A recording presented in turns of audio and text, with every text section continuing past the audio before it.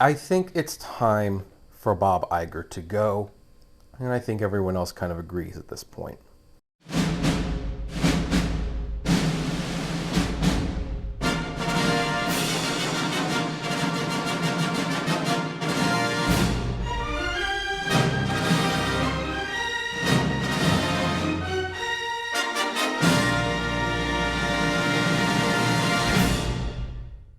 Hey everyone, this is Kevin T. Rodriguez, film critic of iCritic.net. Thank you so much for joining this channel. Now this is going to be an interesting video to make because we just recently did the podcast of the best and worst CEOs of Disney, and I ranked Bob Iger, the current CEO of Disney, rather high as someone who I think has overall done a very good job at running the Disney company. Now then, there's a lot of people who disagree with me, especially people who love Walt-era content. A lot of them feel that Iger does not respect Disney's legacy. I slightly disagree. I think there's enough things that he has done that show that he does care a little bit about Walt's legacy, and I'm just going to leave it at that because it's not really the topic of this video today. But I do think, despite the good things he has done, and the fact that, yes, he technically is a better CEO than Bob Chapek, that it's probably time for him to go. I feel that Bob Iger has had his Save Disney moment. What do I mean by the Save Disney moment? For those of you who aren't aware, Walt Disney's nephew Roy E. Disney launched 2 proxy battles with the Disney Company in the years he was alive. The first was his cousin Ron Miller, who I believe Ron Miller is the worst CEO Disney's ever had. Probably a very lovely guy. He did some nice things for Disney's legacy outside of the Walt Disney Company, but under his leadership, the company was almost bought by a corporate raider and sold for parts. And Roy Disney, in my opinion, had every reason to start a proxy battle to get him ousted from the company. He was successful, and he was replaced, I should say, by Michael Eisner and Frank Wells, which I do believe Eisner is definitely one of Disney's greatest CEOs. But after Frank Wells died, Eisner himself had some issues, and he was the subject of a second proxy war with Roy Disney, who felt that Eisner had lost his way. He launched the Save Disney campaign because he was concerned about Eisner diluting the brand, seeking short-term profits over long-term success, not investing heavily in the parks to the point where Disney parks were starting to be known for being done on the cheap, and for failing to find a successor plan that was satisfactory, despite being asked several times to do so. Some of these complaints might sound familiar at the moment. Hi, I'm Roy Disney. In 1923, my Uncle Walt and my father Roy founded the Disney Brothers Studio, which would later become the Walt Disney Company. My dad, my uncle, and those that followed have created an amazing legacy that has touched people around the world for generations. Lately, though, I've become concerned with the direction in which the Disney Company is moving. I believe it's time to take action, and we could use your help. If you're a Disney shareholder, in my view, the best way to help save Disney is to vote no on the re-election of Michael Eisner, George Mitchell, Judith Estrin, and John Bryson. I believe a new day is dawning for the Walt Disney Company, and with your help, we can bring back the magic.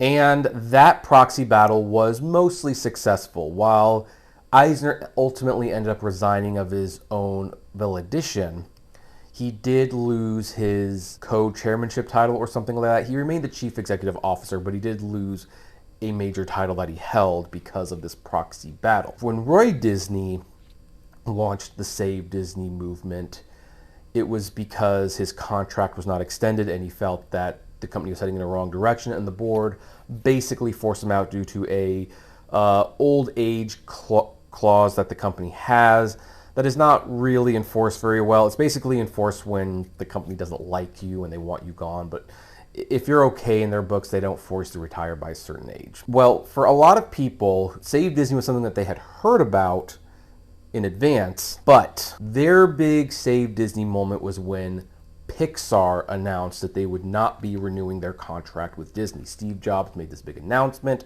that they would not be renewing with Disney and they would be seeking partners elsewhere in the movie industry. For a lot of casual observers and industry pundits, this was the Save Disney moment because Pixar had been Disney's bread and butter for the last several years, creating more iconic characters than Disney themselves had been creating and providing all of the new theme park shows and stuff. And now they're going to lose those people, and they were going to make those same movies for other people. So for a lot of people, that was Eisner's Save Disney moment. Well, Bob Iger recently had his, and it came in the form of a CNBC interview. And there are two things I want to discuss in that interview, one of which is something that people are definitely discussing, but it's the other thing that's being said where it got Bob Iger trending. A lot of analysts looked at that like that is a bad look. And it just really was not the way a CEO should be responding to things. And it was regarding the quality of Disney and Pixar films and whether or not they have been up to par recently. And one of the things that was asked was, is John Lasseter being forced out of Disney the reason for the creative missteps in the company? This is what Bob Iger had to say about that. Problem, though, at Disney Animation? Is the loss of John Lasseter years ago, for example, been a blow that you haven't been able to recover from? Well, first of all, the studio and its movie assets are #1 at the global box office this year so far. That said, we're extremely realistic, and I'm very objective about that business, and there have been some disappointments. We would have liked some of our more recent releases to have performed better. It's reflective, not as a problem from a personnel perspective, but I think in our zeal to basically grow our content significantly to serve mostly our streaming offerings, we ended up taxing our people way beyond, in terms of their time and their focus, way beyond where they had been. Marvel's a great example of that. Loss of Lasseter, was it a blow to the company over time? Look, there's a lot of talent at Pixar. There has been turnover as well, not just John, but there's been other turnover too, and that may have had some impact. Now, before we continue, I do want to mention I have actually enjoyed the vast majority of Disney and Pixar films. I think Soul and Turning Red are classics, like they're pretty much modern classics, and Soul is especially classic Pixar. I greatly enjoyed Luca and Elemental, and even though Lightyear was a little disappointing, it still eked out 3 stars for me. Meanwhile, I think Encanto is classic Disney, but Strange World and Raya and the Last Dragon certainly are not. So the output has been mixed, to say the least. But here's the thing. Bob Iger is essentially admitting that maybe getting rid of John Lasseter was not the wisest thing in the world. Now, when he talks about there's been other creative turmoil, what he doesn't mention is that a lot of that creative turmoil is from other Disney directors, like the directors of Tangled and Wreck-It Ralph and Brad Bird, who did The Incredibles and Mission Impossible Ghost Protocol, I guess also Tomorrowland. They have all left Disney, and they are now working with John Lasseter. In fact, even some of the female Pixar employees, the ones who supposedly did not make advancements in the company because Lasseter did not promote female workers, they went to work for Lasseter, and they were actually making their own films for Skydance Animation now. So while Iger's response was a diplomatic answer that there's been multiple turmoil, he wasn't being very honest that a lot of the talent was leaving to work with Lasseter. That is why the interviewer specifically brought Lasseter up, because despite the Me Too movement takedown of him, and I do want to be clear, I am not saying his behavior was justifiable, but it probably could have been resolved with a stern talking to, a warning, some HR management like sensitivity training, And so long as it didn't happen again, I think Disney could have kept Lasseter, and maybe some of these lesser movies would have had story issues ironed out before they got to the big screen. And so Iger was kind of tactfully admitting that that was a mistake, but he tried to go by there was like other upheaval, but the creative upheaval is because they're leaving to work for Lasseter at Skydance Animation. Not all of them. Some of them are going to DreamWorks and, Universal, but Lasseter also poached Alan Menken, so, he's basically taking all of the Disney core people who've been making their biggest hits in the last several years, minus Jennifer Lee and Pete Docter, of course, and bringing them over to Skydance Animation. That is not his Save Disney moment. It's just something I wanted to bring up. No, his real Save Disney moment is in this next clip, because for those of you who might not be aware watching this in the future, right now there is a writer's strike. And the writers had been on strike for 72 days. They have a myriad of issues. They are getting shorter season orders. Their pay is going down.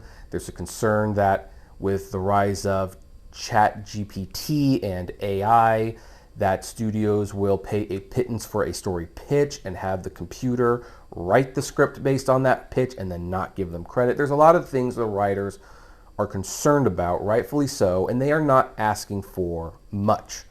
Writers, despite being one of the major foundations of Hollywood and movies, have historically always been underpaid. Unless you're a big-time showrunner right now, a writer has historically had the most difficult time making money and having a very successful career. They are not poor by any means, but especially living in Los Angeles where the costs are so high, they don't make the kind of money you think they do, and they've been striking. On the same day of this interview, SAG-AFTRA, the union that supports the actors, also went on strike because of residual concerns, which is also a concern that the writers have, because in the old days where you bought a ticket, a transaction made place, writers, actors, whoever, produced it, they got cuts of that. When you bought a DVD or VHS, residuals. When you made an online transaction, you bought a digital copy, residuals. But with streaming, residuals are coming to an end. And this is especially a problem since they are launching ad tier services for these streaming services. So actors and writers and producers and directors should be getting residuals from streaming. And the companies just don't want to do it. Of course, Iger was going to be asked about this. And when asked about this, this is what he said. Speaking of content, we're in the midst of a writer's strike, and very likely it would seem to have a actor's strike. How is that going to impact things, and what are your expectations there? Well, I think it's very disturbing to me. We've talked about disruptive forces on this business and all the challenges that we're facing and the recovery from COVID, which is ongoing. It's not completely back. This is the worst time in the world to add to that disruption. I understand any labor organization's desire to work on the behalf of its members to get the most compensation, to be compensated fairly based on the value that they deliver. We managed as an industry to negotiate a very good deal with the Directors Guild that reflects the value that the directors contribute to this great business. We wanted to do the same thing with the writers, and we'd like to do the same thing with the actors. There's a level of expectation that they have that is just not realistic, and they are adding to a set of challenges that this business is already facing that is, quite frankly, very disruptive. So they're not being realistic? No, they're not. Why not? I can't answer that question. I respect their right and their desire to get as much as they possibly can in compensation for their people. I completely respect that. I've been around long enough to understand that dynamic and to appreciate it. But you also have to be realistic about the business environment and what this business can deliver. It is and has been a great business for all of these people, and it will continue to be, even through disruptive times. But being realistic is imperative What do you here. do in the interim then? Does AI Well, start to write a lot of scripts? It will have a very, very damaging effect on the whole business, and unfortunately, The strike will. there's huge collateral damage in the industry to people who are, who are support services. I could go on and on. It will affect the economy of, different regions even, because of just the sheer size of the business. It's a shame. It is really a shame. And this is such a baffling thing. Like, this is Scarlett Johansson all over again. This was a situation where when Bob Chapek decided to move Black Widow from a theatrical release to a Disney Plus release, Disney Plus Premium, I should say, where they would charge people $30 to unlock Black Widow on Disney Plus, that was not part of the original deal that Scarlett Johansson made, and she went to Disney and basically said, hey, where's my money? You changed the release. This was not part of the agreement. I think I'm owed some money.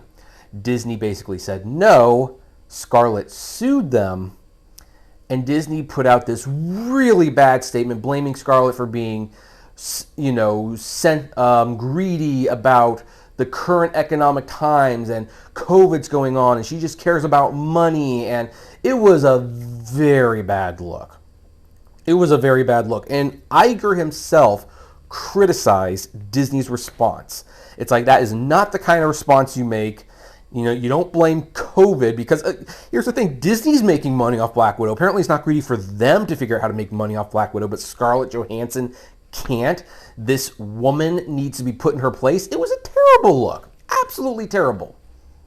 And yet, now you have Bob Iger. He's being interviewed on a private retreat where people like David Zaslav and Mark Zuckerberg, they're all doing like a little getaway. It's a CEO getaway. He flew there on a private jet. He had a week ago, re-signed his contract where he is going to be making somewhere between $20 to $45 million a year. And he's sitting here calling these 0.06% in raise and demand for residuals, all these frankly little things that they're asking for, and he's calling them unreasonable and unrealistic. And it's very disturbing. Like, why would we be doing this? We're still recovering from COVID. It's like, you know what? Look, COVID was a very serious thing. I took it seriously. I was even on the channel saying, get vaccinated and wear your masks. But COVID has become endemic. It is just something we're going to be living with. And you know what? If you are vaccinated, you are very well protected right now. And the fact that we have billion-dollar movies like Top Gun and Spider-Man No Way Home, and the fact that Spider-Man Across the Universe is doing extremely well, and the last Minions movie did very good, and Elemental is actually growing in popularity thanks to good word of mouth. See it if you haven't. It's very good. You can't be leaning on COVID anymore. And they're not even talking about the theatrical industry, which is pretty healthy right now. They're talking about streaming, which has always had murky financials. Even if streaming loses money, this is a repeat of the last writer strike, because the reason the last writer strike got started was because they were going to start selling movies online. And when the writer said, well, what's our cut going to be? The heads basically said nothing. It's an unproven territory, which was their excuse when the VHS came out. And the writers accepted that, and then the VHS market became like the billion-dollar industry it is. That's what the writers are fighting for. And they're not asking for much. They're not asking for much. They're asking for a living wage. And here it is, Bob Iger. This is at a time when CEOs are being accused of being paid way, way, way too much. And you know what? In some cases, I absolutely agree. The CEO makes about $399 compared to the average worker's $1. It's extremely ridiculous. I know that CEOs have tough jobs and they should deserve a lot of compensation, but why does Bob Iger get to pocket more than $200 million over the last 5 or 6 years? He's been in Disney for a very long time, by the way. And it's like the writers are still basically getting $60,000, $70,000 a year. It doesn't make a lot of sense. But here he is on his private his private ranch or whatever, this retreat that's only for CEOs. He got there but using a private jet, and he is complaining that these writers and actors, they're not being realistic. Are you kidding me? Dude, this is such a bad look. This is a Bob Chapek rookie mistake. And everyone came out against him on this. Pretty much everyone. One YouTube channel didn't, and I'm actually thinking of making a response video to that video. I don't know. Would you like to see that? Comment below and say response video if you would like to see me respond to this other YouTuber, in my opinion, very misguided claims about what Bob Iger said. But this shows incompetence. This shows a severe disconnect. I mean, this is almost as bad as when David Zaslav said, oh, the writers will basically cave because they like doing what they like doing. And so they'll come back. It's like, yes, I'm sure they enjoy doing what they like doing, but they also like getting paid for it. They like getting compensated. They like eating as opposed to not eating. It's that simple. These CEOs, I never understand it. Like, if they're not getting product and their companies are making money and they are in fear of losing their jobs, I mean, the reason they don't take pay cuts is because they like money, they like making more than the year before, but they don't want to give it to anyone else. This was a Bob Iger. I know that one of the reasons he's respected is because he's diplomatic, he seems sensible, and he normally has answers that sound good, even if, you know, again, he's very political. Like, some of those answers you need to scrutinize a little bit more. And I give the interviewer credit when he said, well, how are the demands unrealistic? And Iger's like, well, I can't answer that. It's like, can you not answer that because you don't want to or because you don't know? You don't say something like that unless you have the hard facts on why that's unreasonable. I mean, I think he could say something along the lines of, well, you know, streaming has no residuals to give because it's not ad supported, it's subscriber reported. I mean, if someone pays $10 and they do like I do and they fall asleep to Family Guy every single night, does that mean all $10 of that goes to Seth MacFarlane and Alex Bornstein and Seth Green and Mila Kunis? I mean, you know, that's that would be an answer. It'd also be kind of an admission that the economics of streaming don't make sense without the ads. And the fact that there's even rumors that, actually on a side tangent, that Iger might consider selling like ABC and ESPN. I wouldn't be surprised if he did this because he's hoping that the strike ends without residuals from streaming. And if that's what happens, then yeah, why would you own a network and produce content for TV where you'd have to share residuals? Just make it for streaming, and then basically you pay it up front and you never have to pay residual again. And this is not just a Disney problem. This is something all the streamers have to figure out. But this comment in this interview showed a Bob Iger that was in way over his head, that was not being diplomatic. In fact, he was being quite cold, and it was just not a good look. I'm not going to say this is going to be the start of his downfall, but the fact that a lot of analysts are basically looking at this and saying, yeah, this is a bad look. This is a bad look for so many reasons. Is he really up to the task to handling the Disney company? He just extended his contract. I'm wondering if this is going to be Bob Iger's Save Disney moment, where investors and the board members really push it to the metal, like, okay, Bob, you are going to find a successor. And if you can't establish a successor plan, we will establish one for you. Make no mistake, I do not believe that the contract extension was a mistake. I think the board really wanted to bring Iger back. I don't think they cared about a successor. It's like, yeah, we were good under Iger, let's bring him back. But the second act, or the sequel in this case, has not been nearly as successful as the first one. And even as someone who likes some of the things that Bob Iger did, he did repair the relationship with Pixar, he did grow the company, he invested in the theme parks that they are today. And by the way, we didn't touch on the theme parks, which are now pretty much empty because of those extreme price hikes. Iger did a lot of great things. Bringing back Oswald the Lucky Rabbit. best thing he might have done for the Disney legacy was bring Oswald home.